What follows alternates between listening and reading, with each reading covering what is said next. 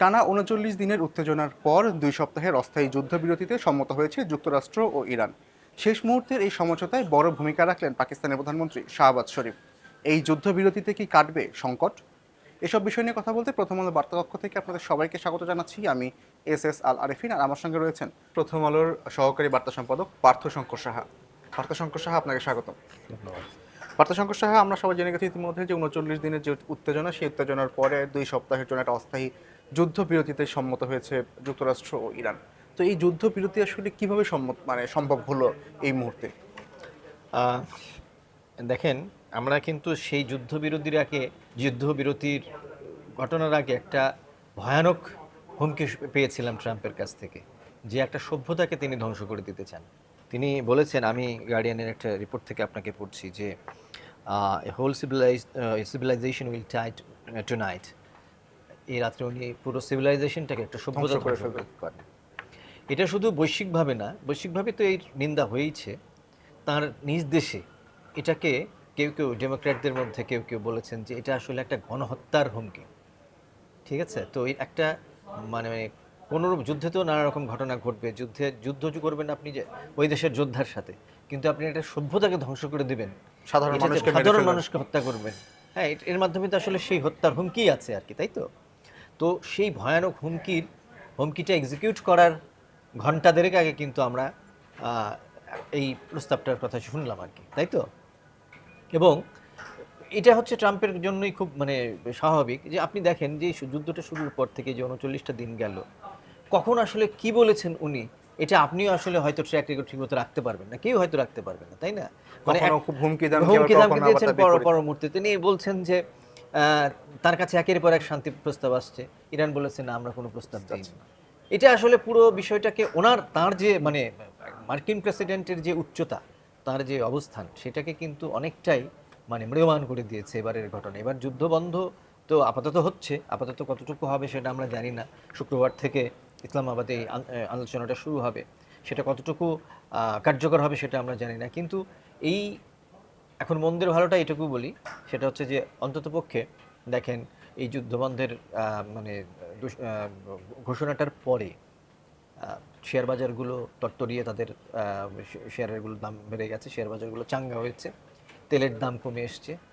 মানে একেবারে যে পুরো ওয়ার্ল্ড যে একটা ক্রিপলড হয়ে গিয়েছিল, একদম পঙ্গু হয়ে যাওয়ার মতো অবস্থা আর কি, সংকটটা সেই নিরসনের একটা জায়গাটা থেকে পথে আগাচ্ছে। একটা অন্ততপক্ষে একটা আশার আলো আশার দেখা আলো দেখা যাচ্ছে আর যাচ্ছে। কি। আমরা তো জানি যে ইতিমধ্যে যে ইসলামাবাদ এবং পাকিস্তানের যে সমঝোতার মাধ্যমে আসলে এই যুদ্ধবিরতি হচ্ছে। তো এই যুদ্ধবিরতির আগে আমরা শুনেছি যে যুক্তরাষ্ট্রের পক্ষ থেকে নানা রকম শর্ত জুড়ে দেওয়া হয়েছে, ইরানের পক্ষ থেকেও অনেক শর্তের কথা বলা হয়েছে।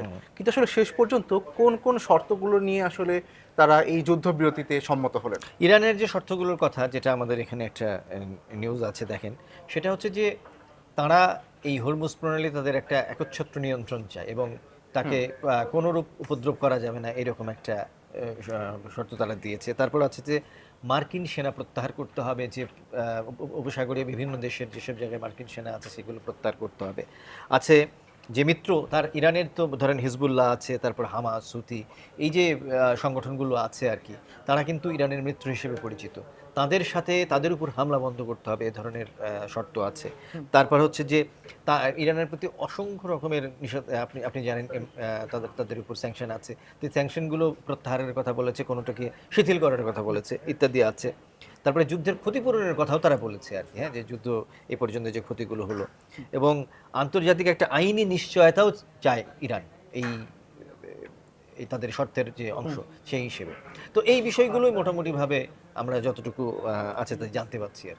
আচ্ছা, তো ইরান এবং যুক্তরাষ্ট্রের এই যুদ্ধবিরতি ইসরায়েল কিভাবে দেখছে? ইসরায়েলকে মেনে নিচ্ছে? না, আপনি ইতিমধ্যে আমাদের এখানে ইসরায়েলের যারা মুখপাত্র আছেন, ইসরায়েলের সরকারের লোকজন আছে, তাদের সঙ্গে কথা বলে বিভিন্ন আন্তর্জাতিক গণমাধ্যম রিপোর্ট করেছে। সেটা হচ্ছে যে ইসরায়েল আসলে একটু নাখোশ। হ্যাঁ, তারা এটাকে ভালোভাবে মেনে নেয়নি, কিন্তু না নেয়ার পরও তাদের যে বড় লিডার ট্রাম্প সাহেব যেহেতু এগুলো বলেছেন, একটা যুদ্ধবিরতিতে সম্মত হয়েছেন, নাখোশ হলেও মেনে হ্যাঁ, নিতে তারা হচ্ছে। নাখোশ হলেও, ঠিক আমরা এই ধরনেরই আসলে একটা হেডলাইন হ্যাঁ। করেই রিপোর্টটা করেছি, অনুবাদ করে করেছি, যে আসলে তারা মেনে না নিলেও তারা এখন বাধ্য হয়ে নিচ্ছে আর কি মেনে।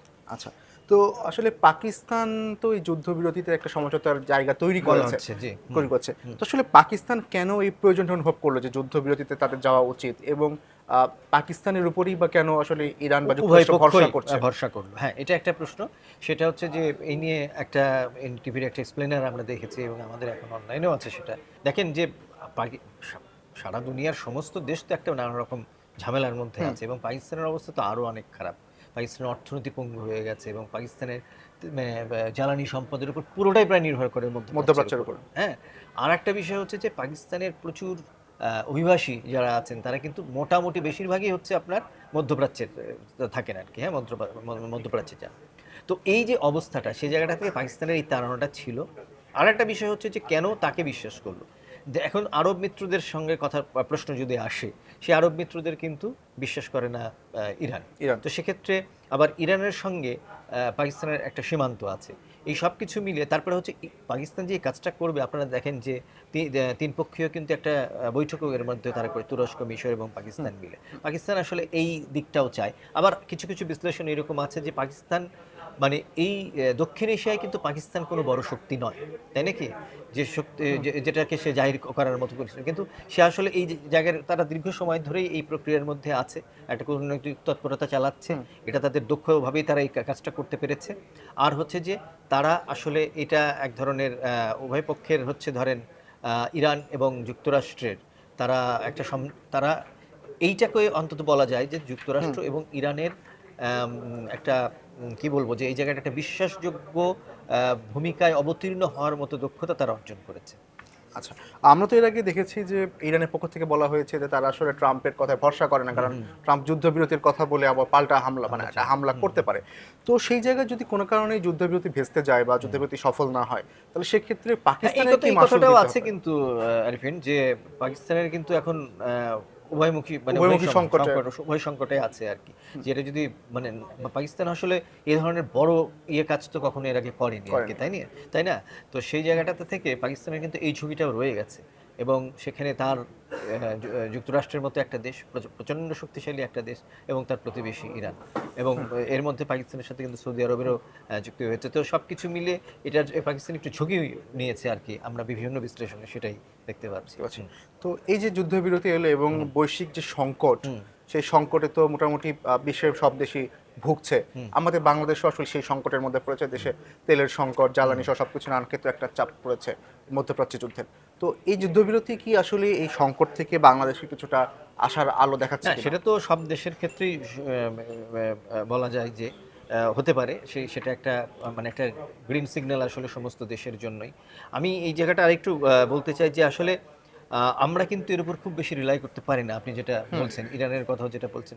কারণ কিন্তু এখানে একটা বিষয়, আপনি এখন আন্তর্জাতিক গণমাধ্যমে বেশ কিছু বিশ্লেষণ ইতিমধ্যেই চলে এসেছে যে আসলে এখান থেকে যুদ্ধবিরতিটা কেন চাইলেন ট্রাম্প। ট্রাম্প।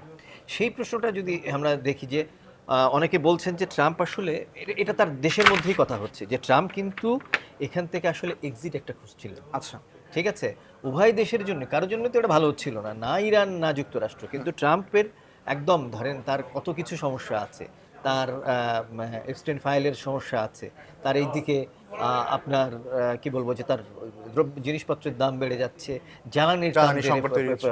বেড়ে যাচ্ছে এবং তাকে মুখোমুখি এবং এইরকম কথা উঠেছিল যে দেখেন যে চাক সুমারের মতো তার বলছেন যে উনি বলছেন যে উনি আসলে খুব মানে দ্রুত আসলে এখান থেকে এক ধরনের মানে এক্সিটের একটা রুট খুঁজছিলেন ট্রাম্প। তার মানে ট্রাম্প আসলে উপরে উপরে এই যে একটা হ্যাঁ, হ্যাঁ, হ্যাঁ, মানে হ্যাঁ। মানে এটা হুঙ্কার তার দিলেও আসলে ভিতরে ভিতরে এটা এক্সিট আসলে প্ল্যান খুঁজছিলেন তার দলে আসলে। তার দেশের যারা তারা হয়তো তারা বিরোধী হতে পারেন বা কেউ বিশ্লেষক আছেন যারা কিনা তার বিরোধী, তারা বলছেন যে তার একটা মোটামুটি গলার কাটা হয়ে গেছিল। এখন যে কোনো ভাবেই হোক ট্রাম্প এখান থেকে বেরোতে চাইছিলেন আর কি। তো এই বেরোতে যাওয়াটা মানে একটা দিক থেকে তো আমাদের সবার জন্যই, মানে উনি যে কোনো ভাবেই হোক, যে কোনো কারণেই হোক হয়তো চেয়েছেন সেটা, তার তার বেরোনোর একটা পথ হয়তো তৈরি হয়ে গেছে বা তাকে এর জন্য অন্য আরও বড় রকম মাশুল দিতে হবে। এর মধ্যে আপনাকে একটু বলে রাখি, রাশিয়া কিন্তু বলেছে যে এখানে ইসরায়েল এবং যুক্তরাষ্ট্রের চরম পরাজয় হয়েছে। যদিও কিন্তু ইরান কি যুক্তরাষ্ট্র দুটোই কিন্তু দেশই কিন্তু বলেছে যে আমরা বিজয় লাভ করেছি। কিন্তু আসলে বিজয় কার হলো সেটা আমরা এখনো পর্যন্ত জানি না। তবে দৃশ্যত এইটাই মনে হয় যে এখানে ধরেন যুক্তরাষ্ট্রের সাথে যদি ইরানের মানে তুলনা করেন যে কোনো ক্ষমতার বিচারে, সেদিকে যুক্তরাষ্ট্র কিন্তু অনেক অনেক এগিয়ে। এগিয়ে আছে। সেই জায়গাটাই যদি আমরা বিশ্বাস করি, তাহলে যুক্তরাষ্ট্রের দায়টা অনেক বেশি এবং যুদ্ধ থেকে বের হয়ে যাওয়া তার জন্য ভীষণভাবে দরকার ছিল।